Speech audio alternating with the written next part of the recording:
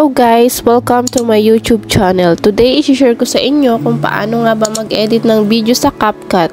So, bago ko pala simulan ito, para sa mga hindi pa nakasubscribe sa aking YouTube channel, subscribe na kayo guys para palagi kayong updated sa mga video tutorial na i-upload ko. Let's begin! First is, go to your CapCut account. And kung wala pa pala kayo nito, ay pwede nyo itong i-download sa Play Store. Libreng app lang naman ito. After nyan, di ba may nakikita kayong CapCut na nakalagay sa dulo ng mga video nyo? Para matanggal yon is ganito. Pumunta kayo dito sa settings sign, dito sa may arrow. And dito sa add default ending is kailangan naka-off siya. Kasi kung hindi siya naka-off, ay may lalabas pa din na CapCut sa inedit nyong video. So, ayan yung may bilog, dapat naka-off siya. So, ayan. Balik na tayo dito sa my home. So, ayan, start na tayo kung paano nga ba mag-edit ng video dito sa CapCut. Dito sa new project, i-click nyo lang yan. And then, syempre, maghahanap ka ng video na gusto mong i-edit. So, ito yung sa akin. So, kayo na yung bahalang maglagay ng video na gusto nyong i-edit. So, after nyo makapili ng video na gusto nyong i-edit, is i-click nyo yung add.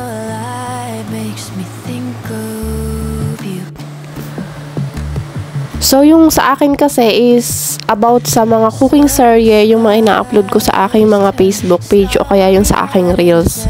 So, kung gusto nyong i-visit yon, ilalagay ko na lang sa description box or comment section ang link ng aking Facebook page para mabisita nyo. So, ayan. Ganito lang ako mag-edit ng video ko sa aking CapCut. So, ayan. Una is nag-audio ako and dito sa sounds. So, ayan, may naka-download na pala ako mga music dito. So, ayan, pipili lang ako ng music and then add.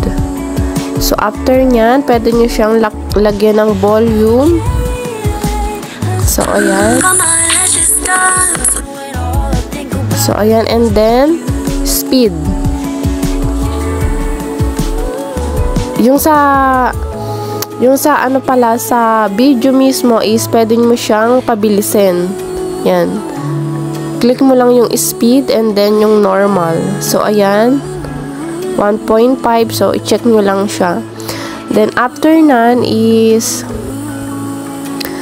dito pala kung gusto nyo, dito sa may video, kung gusto nyo mag-cut, i-split nyo lang siya. I-click nyo lang yung video and then click nyo yung split.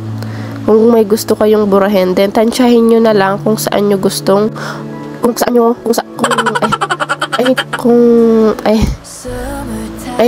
alin yung gusto nyong burahin dyan. So, i-click nyo lang yung split. So, ayan, delete. So, ganun lang. And then, kung gusto nyo maglagay ng text, is i-click nyo yung text and add text. So, ayan, and then mag-type kayo. So, ganyan lang yung ginagawa ko lagi. Dito ako mas nadali ang mag-edit kaysa dun sa KineMaster ba yun. Dito kasi mas maganda siyang gamitin. So, ganyan. May mga ano siya, font. Kung ano ba yung gusto nyong font ng inyong text. So, ayan. Kayo na yung bahala magpaganda ng inyong video. So, ganyan lang lagi yung ginagawa ko. And then, pwede nyo rin siyang pahabain hanggang dulo. So, and then, split ulit. Basta ganun lang lagi kapag magbubura kayo. Kung may tatanggalin kayong video. Yan. And then, yung music, split nyo lang din para hindi umabot hanggang dulo. So, ganyan lang. Kung gusto nyo namang mag-voice over, is i-click nyo lang yung sound. I mean yung record. Ito yung record. So, ayan. Dito kayo mag-voice over. So, ayan.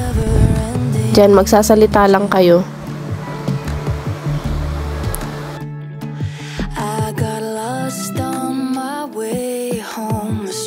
So, ayan. Ipaparinig ko sa inyo. Silent natin yung music. Yan, ganyan lang. magsasalita lang kayo dyan, and then mara-record na siya. So, ganun lang.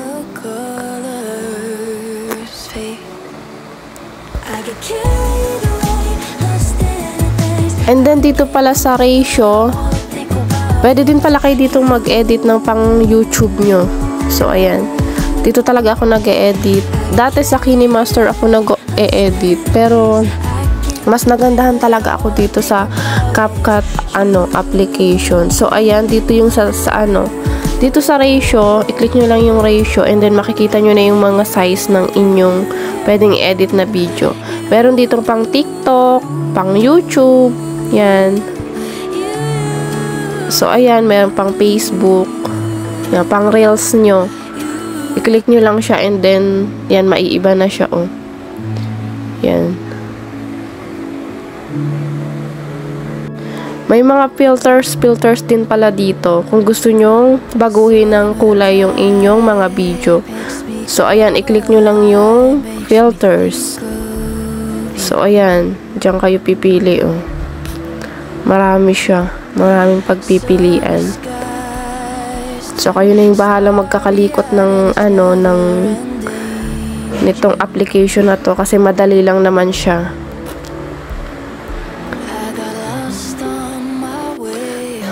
So, ayan, ito yung inedit kong video. Yan, ganyan lang. Magsasalita lang kayo dyan. And then, mara-record na siya. Ganyan lang palagi yung ginagawa ko sa aking video. Sa aking mga reels. So, ayan. Ganun lang kasimple mag-edit, diba? Then, kapag isi-save nyo naman siya is, i-click nyo lang itong arrow sa may taas. So, ayan. I-tap nyo lang siya. And then, exporting na siya. And then, mapupunta na siya sa inyong gallery. Check natin siya sa ating gallery. So, ito na siya. So, ayan. Ganyan lang. Magsasalita lang kayo dyan. And then, mara-record na siya. So, ayan. So, ayan. Sana nagustuhan nyo itong video na ito. And don't forget to like, share, and subscribe para palagi kayong updated sa mga video na i-upload ko. Maraming salamat po sa inyong panonood. See you on my next vlog. Bye-bye!